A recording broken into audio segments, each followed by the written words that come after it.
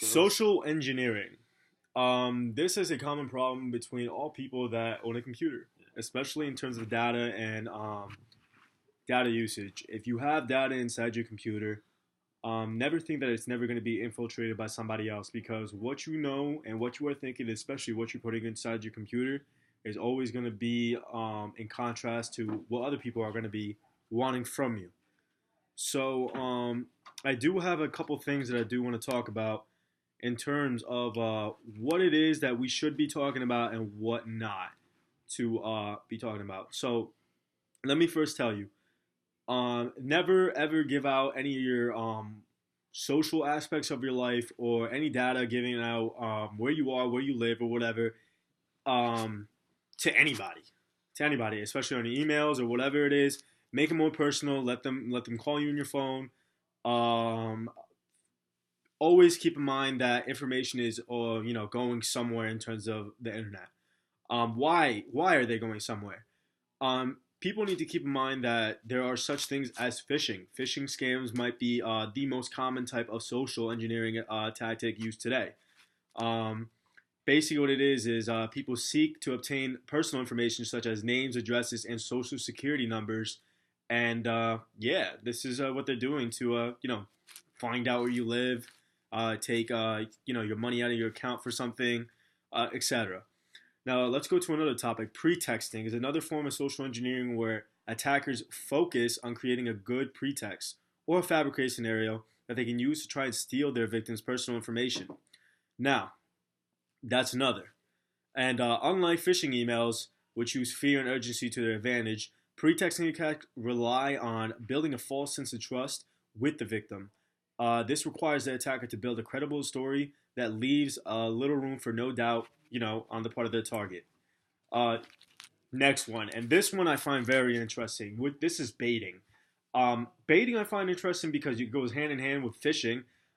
Just like in my essay that I gave in, one of the people that I was doing some research on in terms of the FBI was he used a baiting and a phishing tactic. And what he did inside of his tactic, and I personally think this is genius, is that he made a fake virus or a real virus, sent it out to your computer, and people thought they were getting attacked or whatever. And what they ended up doing was looking up for some type of malware eliminator, and the virus basically implemented a way or somehow, some way, to his knowledge, um, you know, a fake type of security scanner or a way to, eliminate this malware. When in reality, it was not, so and so type of companies. It was actually the perpetrator himself giving this to the person that downloaded it.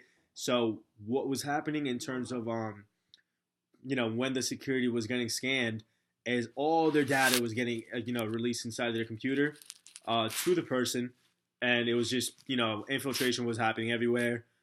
Credit card accounts were stolen, etc. To me personally, I think that's genius, but to others, obviously it's illegal. So quid pro quo is another form of social engineering attack, and basically what it is it's basically they promise a benefit in exchange for information. That's the best way to put it. It's something that I didn't go too much into. I do know that one of the most common types of quid pro attacks include fraudsters who impersonate IT service people, and I saw a couple funny videos pertaining to quid pro.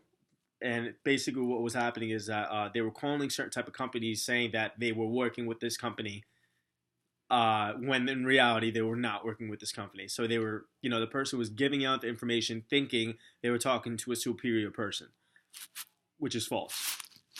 Next form of social engineering tactic would be tailgating, and this is another way to say this would be piggybacking. And these types of attacks include someone who lacks the proper authentication, following an employee into a restricted area.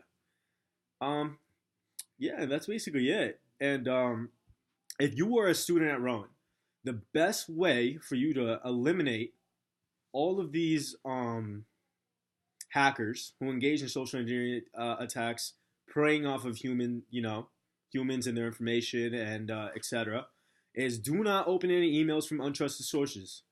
Be sure to contact a friend or family in person or via phone if you ever receive an email message that seems unlike them, or it seems suspicious. Do not give offers from strangers the benefit of the doubt. If they seem too good to be true, they probably are. Lock your laptop whenever you are away from your workstation. Just lock your laptop. You keeping your laptop open is always um, giving the person more benefit of the doubt to see what's happening in your screen, or to see what's happening, in general. Um, this is one of the most important, guys. Purchase a antivirus software. No AV solution can defend against every threat that seeks to jeopardize users' information, but they can help you protect against a majority of them. And always read your company's privacy policy to understand what the circumstances you can or should let a stranger into the building. And this always goes back to the internet as well. So read Rowan's policies on on privacy. Um, Besides that, just keep in mind that people are not there to be on your side. Always keep in mind that people are there to